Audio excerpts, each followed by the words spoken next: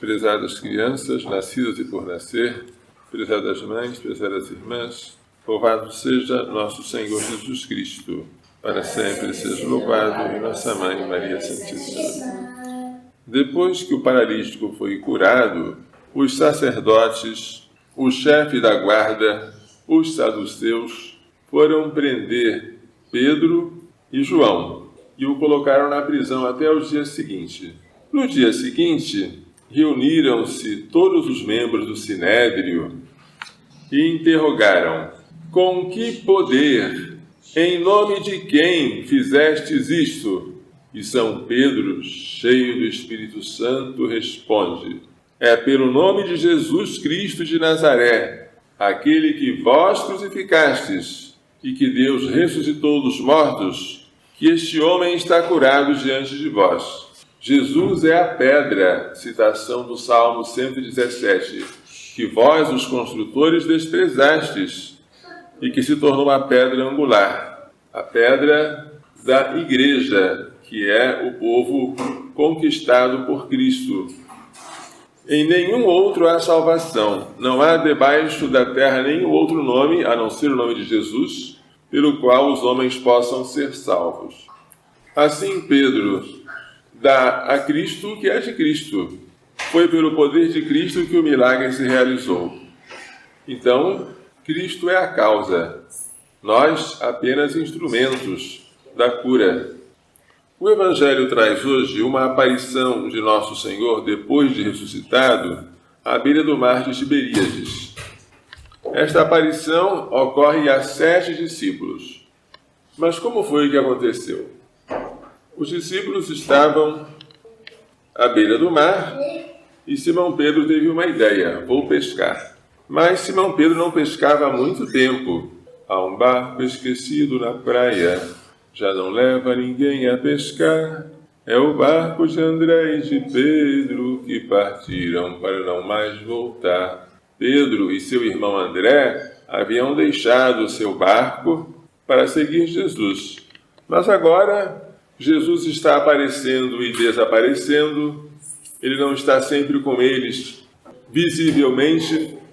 Então parece que Pedro teve saudade daquela época em que ele pescava peixes e disse: vou pescar. E os outros disseram: vamos também. Mas não conseguiram pescar nada naquela noite. A pescaria sem o poder de Deus é inútil. No dia seguinte, encontraram alguém na margem do lago pedindo comida. Moços, tendes alguma coisa para comer? Não. Lançai a rede à direita da barca e achareis.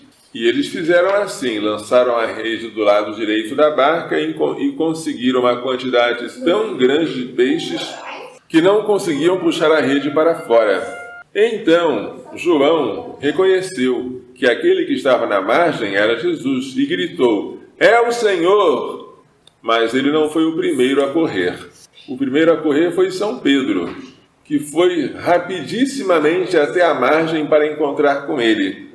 Depois que pisaram a terra, viram brasas acesas, peixe em cima e pão. Quem havia preparado isso? Jesus. E Jesus disse: trazei alguns dos peixes que apanhastes.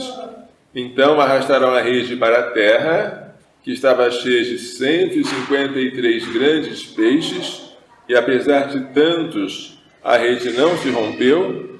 E Jesus disse: vinde comer. Jesus havia preparado uma refeição, mas pediu que os apóstolos trouxessem alguma coisa para completar o que ele havia preparado. Nosso Senhor nos deixou a Eucaristia, mas ele pediu que nós providenciássemos o pão e o vinho como matéria da transubstanciação. Deus sempre pede de nós alguma coisa. Pode ser pouca coisa, mas ele pede a nossa participação. Vinde comer. Nenhum dos discípulos se atrevia a perguntar quem era ele, porque todos sabiam que era o Senhor. Jesus aproximou-se, tomou o pão, distribuiu-o por eles, fez a mesma coisa com o peixe, e esta foi a 3ª vez que o Senhor, ressuscitado dos mortos, apareceu aos discípulos. Assim narra o Evangelho de São João. Depois que Jesus aparece, a pescaria é abundante. Sem Jesus, nada se consegue. Será que São Pedro estava com saudades do tempo em que ele pescava com seu irmão André e quis entrar na barca para satisfazer a sua saudade? É possível, mas nós nunca devemos sentir falta daquela época em que nós não estávamos ainda no seguimento de Jesus. Nós temos que prosseguir adiante na tarefa que nos foi confiada. Jesus nos mandou pescar, mas não peixes, e sim almas. E estas almas é que nós temos que conquistar para Ele. Se nós pensarmos no passado e quisermos voltar a pescar peixes, nem peixes nós pescaremos. Mas se nós ficarmos com Jesus para pescar almas, pescaremos muitas, e elas serão salvas na barca de Pedro, que é a igreja. A leitura então nos convida a conservarmos a vocação a que fomos chamados.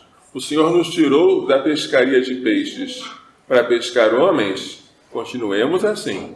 Perseveremos, porque o Senhor não nos desampara. Pode parecer que Ele está oculto, mas Ele está presente, e Ele não abandona aqueles a quem Ele chamou e enviou. Que Maria Santíssima e seu castíssimo esposo São José nos façam entender e pôr em prática as lições desta liturgia.